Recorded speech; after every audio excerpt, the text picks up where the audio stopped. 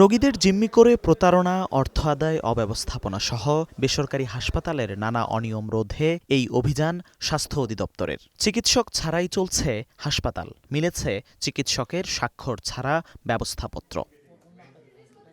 রাজধানীর শ্যামলী থেকে আসাদগেট পর্যন্ত বেশিরভাগ ভবনে গড়ে ওঠা এসব বেসরকারি হাসপাতালের মধ্যে ৫টিতে অভিযান চালায় স্বাস্থ্য অধিদপ্তর। পরে টিজি হাসপাতাল বন্ধ এবং যমুনা হাসপাতালের আইসিইউ ও এনআইসিইউ বন্ধের সিদ্ধান্ত নেন স্বাস্থ্য অধিদপ্তরের হাসপাতাল বিভাগের পরিচালক।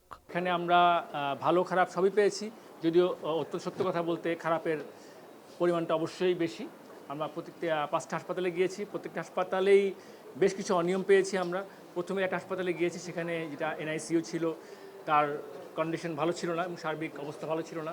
আপনারা এখন যে বর্তমান যে হাসপাতাল দেখছেন, এখানেও আমরা আসছি, ওটিতে গিয়েছি, আইসিইউতে গিয়েছি, তাদের ব্লাড ব্যাঙ্কটা বন্ধ পেয়েছি এবং উপরে আরও দুটো হাসপাতালে আমার স্যাররা ভিজিট করেছেন এখানে, এবং প্রত্যেকটা ব্যাপারে আমরা একদম বিধি মোতাবেক সর্বোচ্চ শাস্তি নিশ্চিত করে আমরা সিদ্ধান্ত নিব।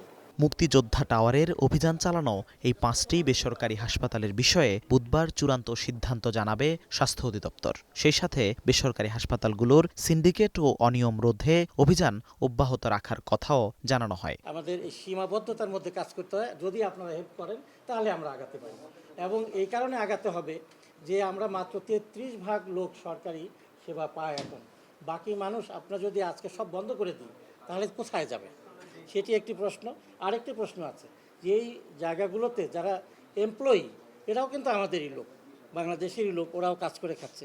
তো এই সবগুলোই জটিলতা আছে আমাদের, কিন্তু যেহেতু মানুষ টাকা দিয়ে সেবা নেবে, এখানে ছাড় দেওয়ার সুযোগ নেই। গত 1.5 বছরে নির্বাচিত সরকার না থাকায় স্বাস্থ্য খাতে কার্যক্রম বিঘ্নিত হয়েছে উল্লেখ করে বেসরকারি হাসপাতালের অনিয়ম রোধে অভিযান পরিচালনার কথা জানান স্বাস্থ্য অধিদপ্তরের এই কর্মকর্তা।